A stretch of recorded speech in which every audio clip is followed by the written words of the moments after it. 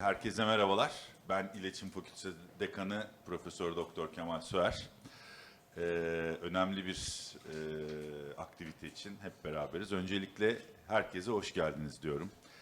Değerli IPI Global Başkanı Morton Bey, Türkiye Direktörü İpek Hanım, hepinize ve değerli öğrenciler, değerli katılımcılar, hepinize hoş geldiniz diyoruz. Tabii ki fakülte olarak bu tip aktivitelere çok önem veriyoruz, çok kıymetli buluyoruz.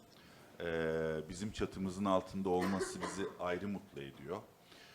Konu da çok yakından ilgilendiriyor bizi açıkçası. Çünkü baktığınızda açıkçası iletişim eğitimiyle ilgili çok kafa yormaya başladık.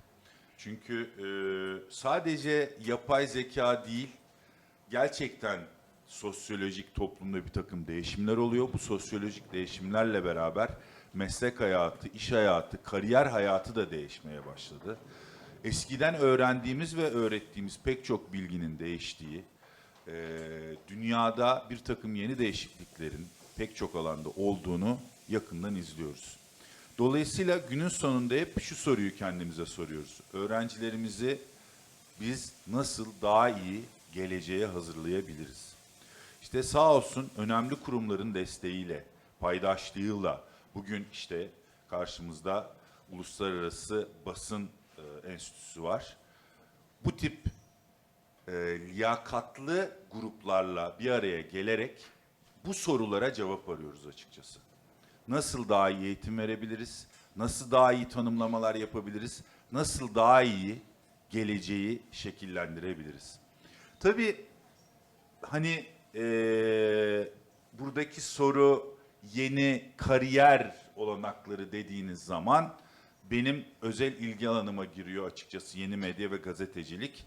Sağ olsun Tirşe hocamla uzun senelerdir bu iş yolun başı işin içindeyiz. Kendisi de bu organizasyonun getirilmesinde, o yüzden kendisine de özel bir teşekkür etmek isterim huzurunuzda. Hem dostum hem Yeni Medya'nın gazeteciliğin bölüm başkanı olarak gayet iddialı bir bölüm yarattı. Onunla da çalışmalarını sürdürüyor. Bu alanlarda da çalışmalarını sürdürüyor. Şimdi şöyle bir nokta var. Ben her zaman şunu söylemeye çalışıyorum. Katılır mısınız bilmiyorum ama gazete kelimesi her ne kadar kulağa birazcık eskimiş gibi gelse de ki öyle değil. Ama çok enteresan bir gelişme var. Hani ben işin reklam tarafından geliyorum, onu söyleyeyim. Yani gazete dendiği zaman hemen sektörde şu tepki veriliyor. Ya kim gazete okuyor, kim dergi okuyor. Ama şöyle enteresan bir gerçek var ki habercilik gitgide daha kıymetli hale gelmeye başlıyor. Mecra olarak baktığınızda dergi ya da gazete şekil değiştiriyor olabilir. Ama yakından izlediğinizde haberciliğin, haber üretiminin olmadığı kadar çok daha kıymetli hale geldiği, gazeteci kimliğinden ziyade haberci kimliğinin çok daha kıymetli hale geldiğini görüyoruz. Ama acaba yeni dönemde, yeni çağda ne tür öğrencilere biz beceriler kazandırırsak bu önemli hale gelen kimliğin daha becerikli, daha donanımlı olduğunu sağlarız. Galiba buradaki yapılacak toplantılarda buna cevap aranacak. Biz de ilgiyle yakından takip edeceğiz. Şu anda daha dün cep telefonuma Sona isimli bir yapay zeka indirdim, müzik. Yani her geçen gün hayretlerle gelişmeleri izliyoruz ve dün yönetimle beraber tüm öğrencilere bunun alınıp kullanılması gerektiğini düşündük. Çünkü hiçbir müzik bilginiz olmadan sadece birkaç prompt girerek inanılmaz müzik parçaları yaratabiliyorsunuz. ChatGPT falan geçtim. İşte Elon Musk yeni bir yapay zekayı tanımladı. ChatGPT daha dün farklı bir yapay zeka duyurusu yaptı video üretmek için vesaire vesaire. Şimdi bu kadar hızlı gelişmeler sonucunda nereye gidiyoruz, ne yapıyoruz diye tartışmak en azından akademik boyutta ve mesleki anlamda önemli hale geldi diye düşünüyorum. Dediğim gibi ben ısrarla ve yakından izleyeceğim, fikir almaya çalışacağım. Çünkü size bir ipucu vereyim. Sürekli şekilde ki Tirşe de çok yakın, Tirşe hocam da çok yakından destek verecektir. Ders programlarımızı güncelliyoruz. Mesela size şunu söyleyeyim, Yeni Medya bölümü başta olmak üzere birçok bölümümüzde şu anda İletişim Fakültesinin pek alışık olmadığı bir ders koyduk. Adı da Prompt Engineering. Yani ilk defa bir İletişim Fakültesinde İstem Mühendisliği diye bir ders yürütmeye başladık ve zorunlu olarak. Devamında kod öğreteceğiz, Python'lardan bahsediliyor. Yani sayısal olmayan bir okulda, sözel puanla girilen bir okulda kodlama öğretmek 20 sene önce, 30 sene önce bana söylenseydi herhalde güler geçerdim. Ama zamana ayak uydurmak. İşte Tirşe hocam yanında. Mesela Tirşe hocamın son zamanda konuşup en çok ilgimizi çeken derslerden bir tanesi veri görselleştirme meselesi. Yani bir gazeteci adayı, bir haberci adayı topladığı veriyi nasıl görselleştirerek okuyucusuna iletebilir? Mesela önemli derslerden benim de kendi ilgi alanımda olduğu için hani meseleler buralarda geçiyor. Dolayısıyla olduğundan çok daha donanımlı habercilerin, içerik üretiminde çok becerikli habercilerin yeni dünyaya hazırlanması gerektiğini düşünüyorum. Evet, sözlerimi bitirirken çok da uzatmayayım. Bizim elimize mikrofon geçtiği zaman konuşmayı çok sever hocalar ama size bugün çok iyi bir çalışma, çok iyi bir çalıştay diliyorum. Ama öncelikli olarak Mr. Morton'a, Global IPI Global Başkanı Mr. Morton'a yakından bir teşekkür etmek istiyorum. Hele geçen senede yanlış bilmiyorsam yanlış söylemeyeyim, IPI'nin geçen seneki Boston'daki Global Kongresi'nde Tirşe Hocam'la Mr. Morton öğrencilerimizi ağırladı. Çok ufuk açıcı bir geri bildirim aldım oradan. Dolayısıyla kişisel olarak kendisine teşekkür etmek istiyorum. Bu derdimizde, geleceğe doğru aradığımız bu cevaplarda bize destek olduğu için, sadece burada olduğu için değil, bu derdimize ortak olduğu için kendisine gönülden teşekkür etmek istiyorum. Çünkü gerçekten artık yeni cevapların, yeni soruların sorulup yeni cevapların verilmesi gereken bir çağda olduğumuza inanıyorum.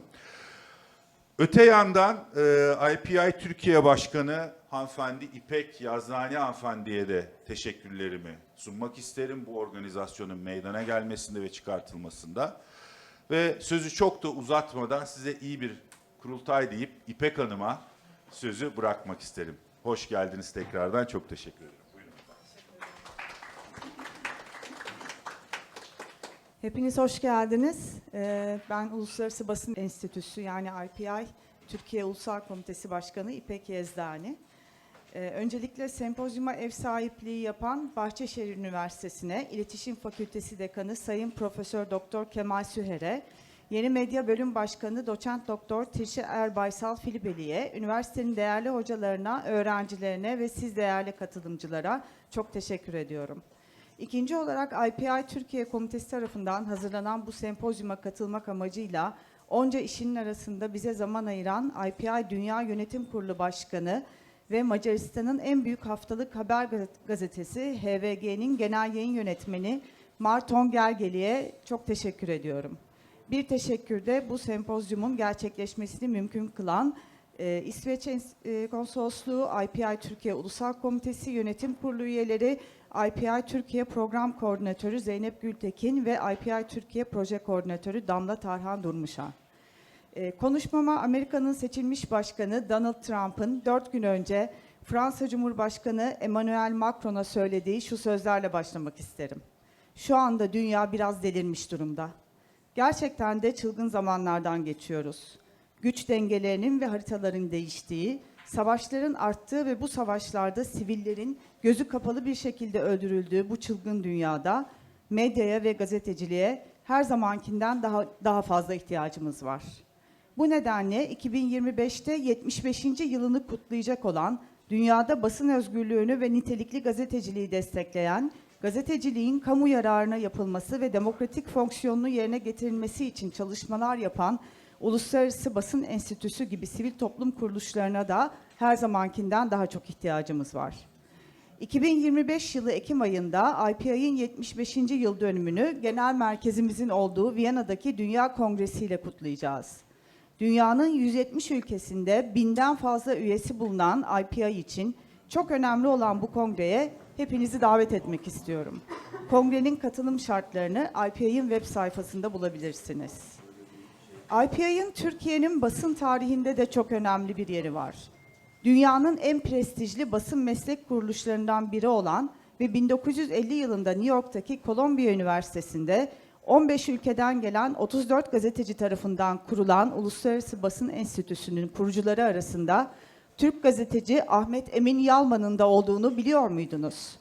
Ahmet Emin Yalman, Türkiye'de gazetecilik konulu ilk doktora tezini bugün dünyanın en önemli gazetecilik okuluna sahip olmakla övünen Columbia Üniversitesi'nde yazmıştı ve 1914 yılında.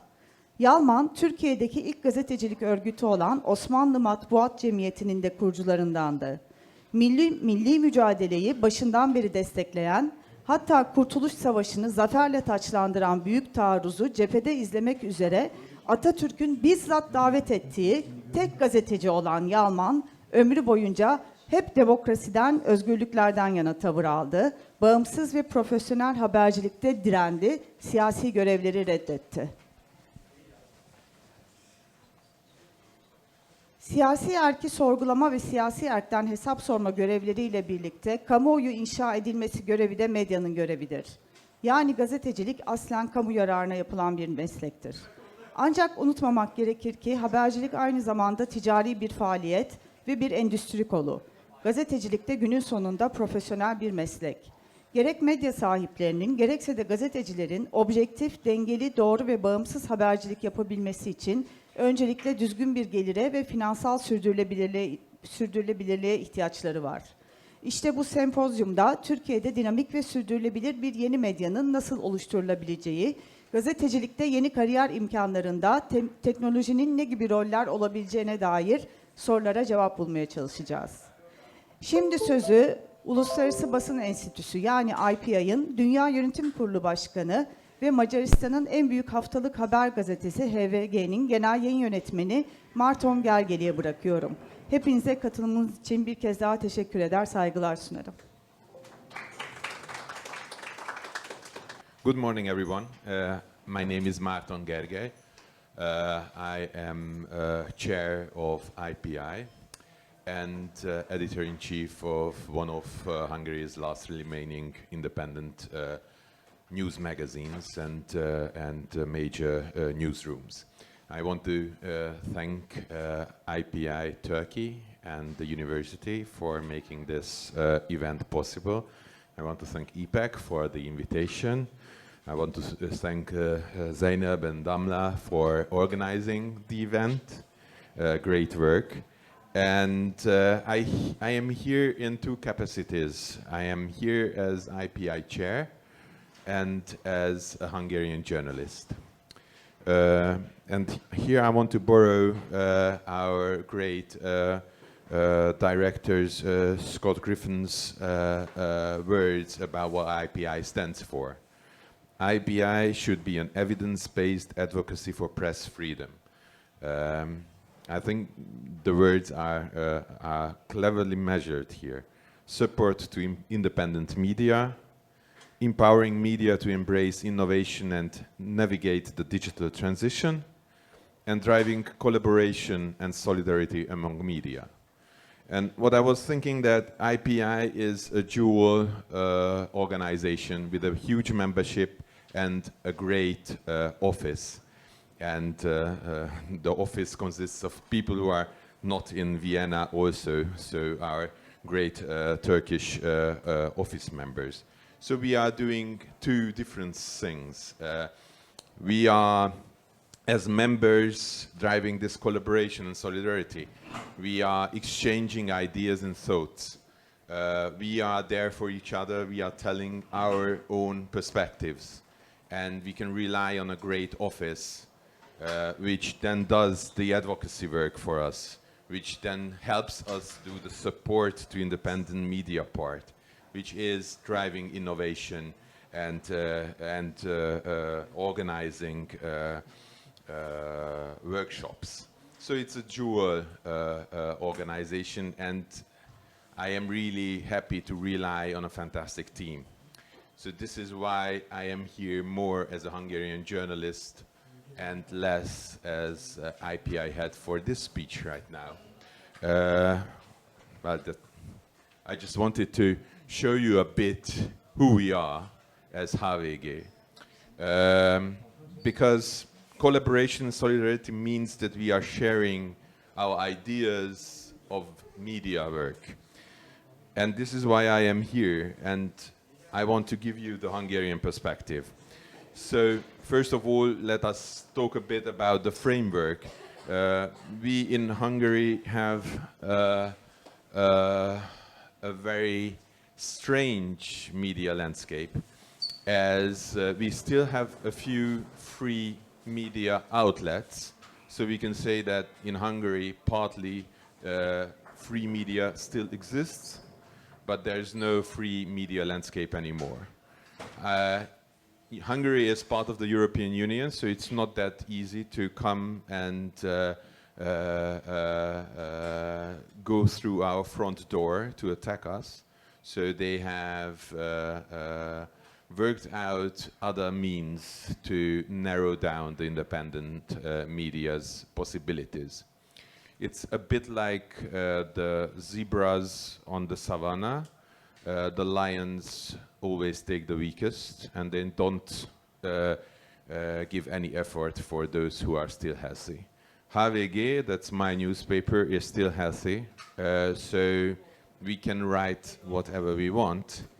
Our reach is diminished, our financial possibilities are diminished, but as far as we can, maintain a healthy zebra, we can still be out there. This is the overall framework. I would say that that in this half autocracy Hungary is, the government knows how much independent media it can afford politically, and right now we are affordable. So we cause some problems. Here I have a few covers. We are very well known for our covers. So the first on your left was still in the first presidency of Mr. Trump.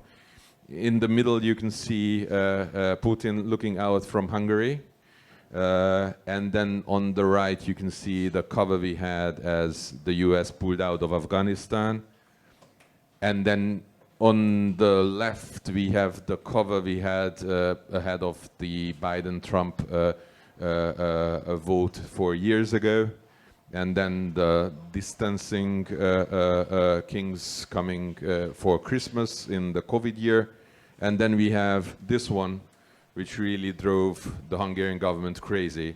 It was only 6 weeks ahead of the Russian invasion of Ukraine. So this means that this, I think that in this cover you can understand the Hungarian situation right now. That we are allowed to do this. We are not allowed to put it on billboards anymore. It used to be on billboards, but it's now forbidden for us. I think you can guess why. But at the same time, Mr. Orban is showing this in Brussels. If he is told that he's a dictator and he says, "How can I be? Look what they are doing to me." So it is partly also a bad feeling for us, because we help him give another picture of him as he is through our covers. So this is the overall framework in which we are working in Hungary, and I wanted to talk about 3 challenges we face, because it might help. It can be that you can't help. I don't know. It's what I've learned from IPI, is that a constant exchange of ideas and experiences within our media community helps an idea how to proceed here and in other parts of the world. So every time I have had conversations with other members of the media profession and also students, it was always enriching me in a way that going back, we had new ideas. I had new ideas to go forward. So there are three challenges we faced over the last 6 years that might be of interest. The first challenge I called the debunking trap. So what happened in 2000, after 2015, the big migration crisis in Europe, was that the Hungarian government has built a propaganda machinery to win elections with lies about migration. And we at HVG in 2018 thought that no, that's not it. Yeah, so that was about the migration crisis. And of course, they used Facebook and other social outlets to disseminate their lies. But what happened was that they have built a machinery to lie about migration for the purpose of winning the elections. And my newspaper, HVG, thought that our job is to debunk them all. So what we were doing was we ran after them and we corrected one story after the other. And in 2018, that led to a huge victory for the Hungarian government party, Orbán. And after that, we sat down with our journalists and we were thinking what went wrong. And then we understood that there's a psychological effect of the bigger truth. The bigger truth goes like this, that people who know that they are not allowed to be xenophobic, racistic, anti-Muslim, they know that they shouldn't be, but they have these sentiments. Now a politician comes and lies about migrants, lies about foreign people, lies about Muslims, and the people know that they are lies, but they are liberated from the feeling of having those fears. And this liberation means that they think that it is actually the bigger truth, what the liar is saying. So they know it's a lie, and they understand that it is truth. And HVG, by running after every little lie, is helping the liar to emphasize that he has the bigger truth. That by debunking every story, we are helping the liar to establish that the elite is saying that you are not allowed to have these feelings. The elite newspaper is actually ridiculing you. The politician liberates your feelings, and the elite news magazine is ridiculing you. So stop the debunking. What happened was, it was really interesting. A Hungarian minister, Lazar, went in this election campaign to Vienna, which is only 200 kilometers from Budapest away. And he stood in the most migrant populated area of the town and said that this is hell on earth. And then we rushed the next day to Vienna to say that, one, what we have learned in this district, Favoriten of Vienna, that the biggest minority in Favoriten is the Hungarian one. So it's not the Muslim, the biggest chunk of people living there is the Hungarian minority. And we were ridiculing Minister Lazar for not knowing this. But actually, after that, we realized that we again have played our part in helping Minister Lazar to have the bigger truth. Because if we are not in Vienna, not telling the stories on our own, before the minister is there and after the minister is there, we are only reacting, and reacting is losing. So after the 2018 elections, we said, be relevant. This is the most important thing. Be relevant, not to try to run after the others. This we made about the Hungarian state television as it is consuming a lot of money, and this is how we tried to portray it. This we have done about how Fidesz and Orbán is ruling the country. If someone was in Budapest, could recognize that this would be our parliament building and the parliament dome on his head, but it's his own couch right now. So that was the first, the debunking trap.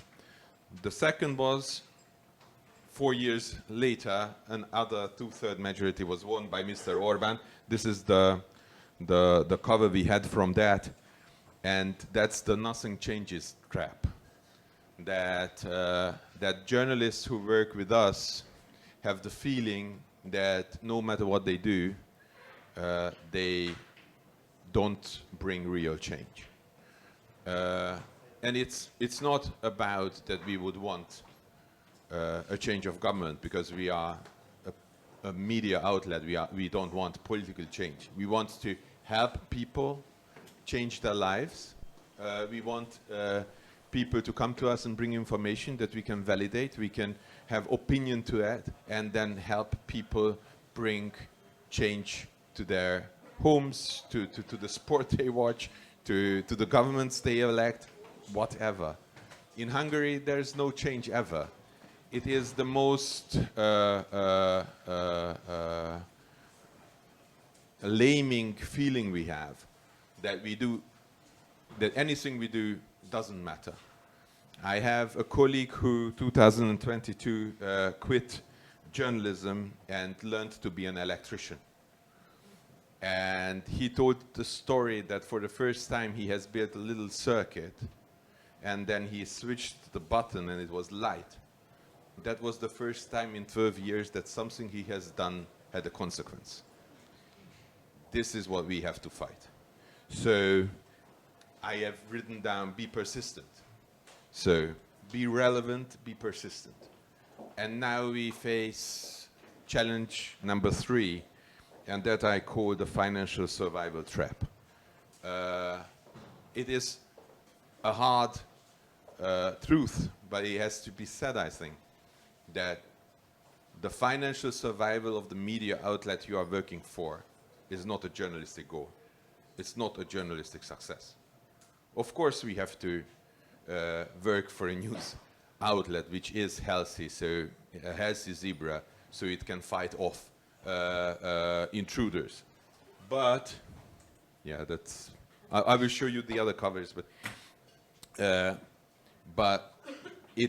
what we sensed have started was that in the beginning of this new illiberal media space, as the independent media was under pressure, first we fired the sports journalists and the lifestyle journalists, because we said that we have to focus on the main topic.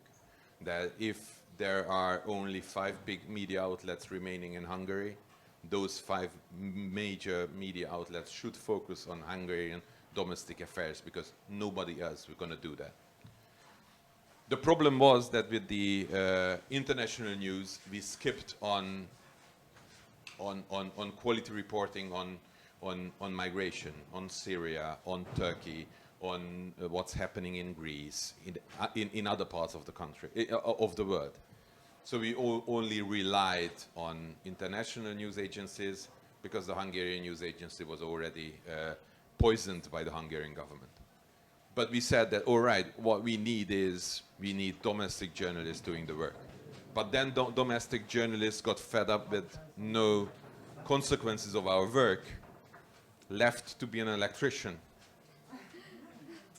And our publishers have just thought, all right, if nothing helps, why not write about sports? Why not write about lifestyle? Where are the sports journalists? Where are the lifestyle journalists? And, you know, if we look at the big outlets in Germany or in the Anglo-Saxon world, we see that Spiegel or The Economist are also talking a lot about longevity and I don't know what new relation trends and lifestyle trends and health trends, and that pushes the notion that this is the right way to do. But we are in an illiberal country with a lot of pressure from the government on different sectors. I wanted to show you a few. This is Orban playing poker in Brussels. So this I like. It's how they crack down on dissent. This we have done. Teachers who were striking were fired. So this is, do you pull yourself up? That was our question on this. This is about media. This is the newspaper I used to work in 2016, as it was shut down overnight. So we were ambushed actually, so we were told that we moved from one office to another. We packed all our stuff. We went home. We saw that the next day we are going to work from a different place. And next morning we got mail that our job is not there anymore. So my newspaper was called Népszabadság. My current newspaper was doing this a cover as it happened to me. So I wasn't there as it was, and it has to my feet. Yeah, that we have tried about all the trolls and the propaganda. You can see that all frequencies are screaming Soros. You might know a Hungarian born American billionaire who the populist right is making an evil, trying to show that he is evil, and then people are screaming SOS, SOS. And that was about cultural censorship.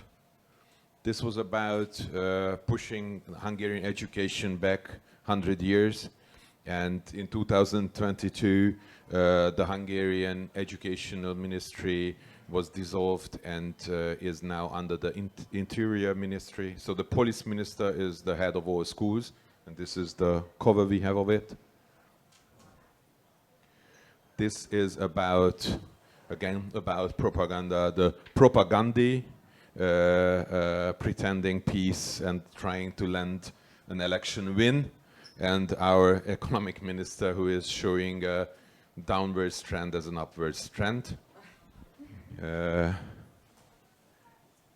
this was about cracking down on academics. So you can see the brains are being herded in, and the thinker is being stepped on by the Hungarian government figure which we had.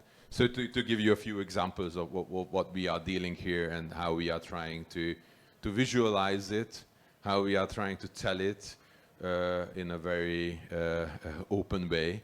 But at the same time, you know, I have written down for the last, the financial survival trap, that we have to remain focused, and we try to do that from our cover page. So these were the three things I wanted to talk about: be relevant, be persistent, and be focused. And I hope very much that this might help you with your thinking. I know that you are in a very different situation here as we are in Hungary, and the situations are not comparable. But you might have had an idea which can be worked on, which can be thought about later. And I hope that it will help your work and bring some new ideas to it. So thank you.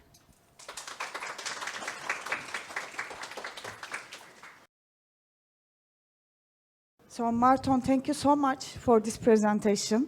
It was really very familiar for us. So you mentioned about a lot of things, but one of the most striking things about your presentation was the covers of the magazine. All the covers looked very creative indeed. So I guess in order to be this creative, you have to be a little bit under pressure, and also you should be aware of the technological tools that you should use. Yes, so it is one of the best things to be editor-in-chief of HVG, to be able to do these covers. It is always on Monday, so this Monday again I worked nearly a day with the new cover. And what we do is that we hired one of Hungary's best stand-up comedians, who is actually not talking about politics in his shows. He's very well known, and it's a well-kept secret that he is our team leader on doing the covers. So we have two graphic designers and a stand-up comedian who are working the whole day to bring up with ideas. Usually they have 4 or 5 different versions of the same topic from which we choose, and we use AI tools to make them as good looking as they can be, because cheap Photoshop work is really, you know, ruining the ideas or the creativity. So we are trying to be as advanced on that as possible. So we started. So what we do is we do 4 or 5 different variations. They offer 4 or 5 different variations. They are 4 or 5 different approaches to the same topic. And to be able to present that, they are using prompting as a technique, so that we have a visual understanding what the cover would be if we would choose that or another, and then we finalize the one chosen also with AI technology. This is great. I would like to continue with technological questions. So how do you think the digital age transformed traditional journalism? And what are the main challenges faced by the journalists today? It is really funny to work in an integrated newsroom for a weekly magazine and a big news portal, because So you're the editor of both of them. yes, yes, for 6 months now. So I am devastated, so overworked and overstressed because of the dual job I'm now doing. Do you have a life? I don't have a life now, so it is very interesting to have this dual approach in the newsroom, and so the newspaper is well known for the last page portrait interview, where everybody gets one chance in life to be in the portrait interview, in that interview section. So Mr. Orban was interviewed by us in 1989, so he is not allowed to be once more. He doesn't want to talk to us either, but that's another story. But that format is only 5,700 characters. Now our online people are not stopping under 15,000, so they don't know where an article ends. In a newspaper, I always say that if we are portraying a cook or the Pope or Mr. Erdogan himself, they all get 5,700 characters. Point. There are no more there's no more place on our page. Now this is something I have to now somehow deal with. That I have a newsroom with people who are sharply focusing on writing 5,700, and then we have online people who work for 7 days on longer and longer and longer texts, and we have to come up how to present them. And then technology brings a lot of different interesting things. For example, what I heard was the fluid content, that right now people want to hear written articles through AI, so listening to written articles. They want to read videos. This is why they are unscripted and played without sound. And they want to see podcasts or radio. This is why we have podcasts on YouTube. So it's a very strange effect that if you understand the contradiction, hearing articles, reading videos, and watching radio. This is all three we have to combine on our news on our website. And then, of course, big tech is a huge question, because we've seen that with the change of algorithm, we have lost a huge part of our audience, and we are too much relying on big tech to have to bring us the audience which they don't seem to want to bring us anymore. So that's another challenge.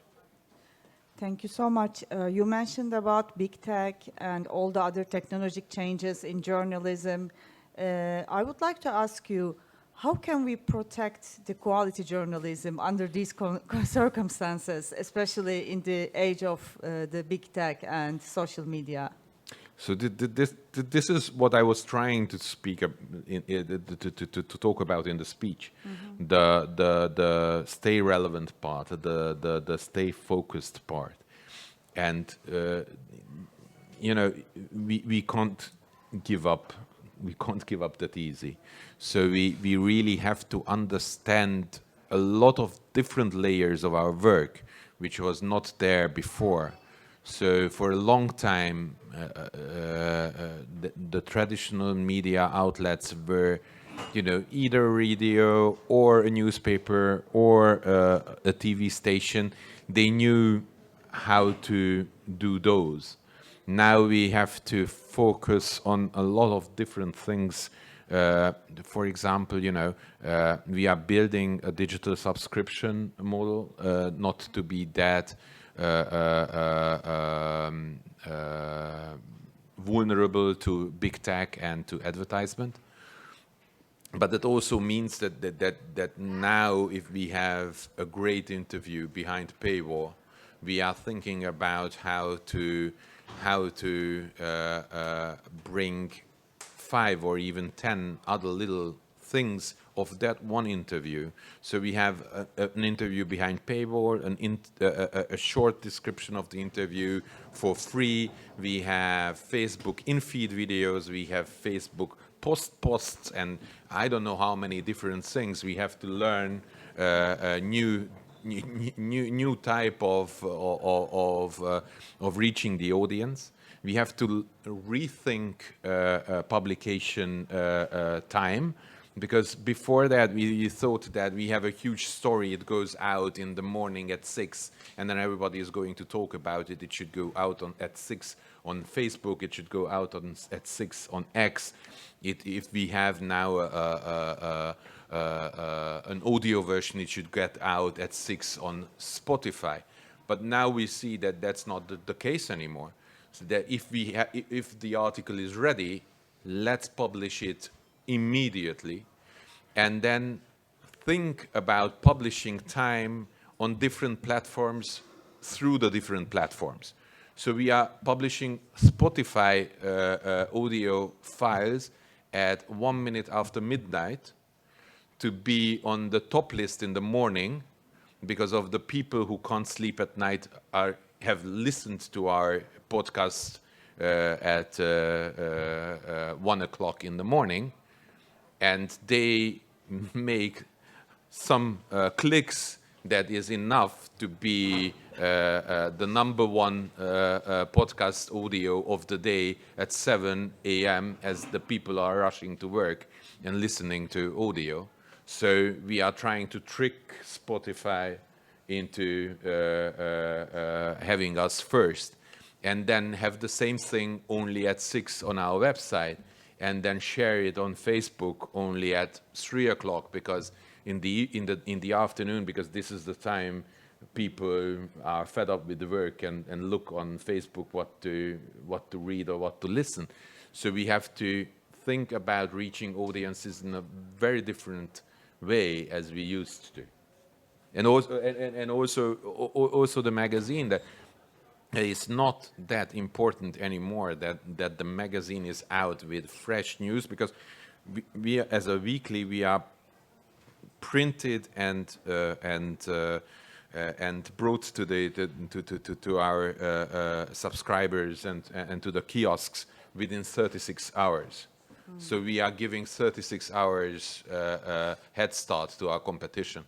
So we don't do that anymore. So we publish the hard news stories from our magazine before it's printed. So everything has turned upside down, and yes, we have to think technology, because technology leads us where is our audience at what time on which platform. It's also important to have an audience which is willing to pay for the paywalls, right? Yes. Do you have this kind of audience in Hungary? Because in Turkey, we have more important priorities amongst the public because of the high inflation rates. Yes, that's a big problem, and there's a hard truth to it as well for us Hungarians, because we see our northern neighbor is Slovakia, and Slovakia is half the size of us, or half the population of Hungary, and the big media outlets in Slovakia have 3 times the subscribers as we have. And it shows that digital subscription has to be educated to people. Mm-hmm. They have to understand that it's not only Netflix or Apple Cloud or whatever what you have to pay monthly to be available. And 2, you need a strong middle class, educated middle class that wants to reach fair, balanced, and quality news. And it seems that our middle class is weaker as Slovakia's middle class, as Slovakians pay at a much higher rate for content. So this is, and you know, they suffer under inflation too. So it's a difficult thing. I'm pretty sure it's something where politicians could help, and in some countries they tend not to help. So it's difficult. Yes. Once we were visiting The Guardian in London, and in their newsroom, we were asking questions to the journalists, and they said the election of Trump in the US has actually improved their circulation and the website content, the readers of the website content. And they said we really started to make big profits after Trump was elected because of the independent content that they are producing at The Guardian. Do you think a similar kind of situation might be, we can say the same kind of situation for your weekly newspaper? It's difficult. I think every national media landscape is different. Mm-hmm. and I see a big political fatigue. So people are not really, it's so depressing, the Hungarian politics, that they are turning away.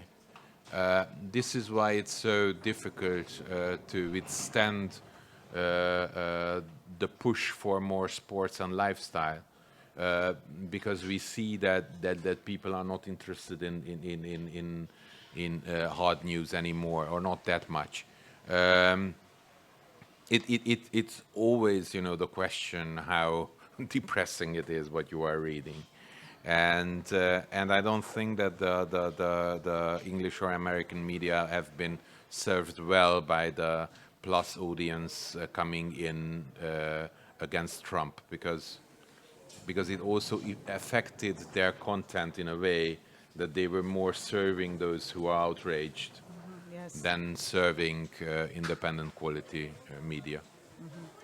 And another important question, which we have been asking to them ourselves and to each other all the time, the rise of social media in journalism.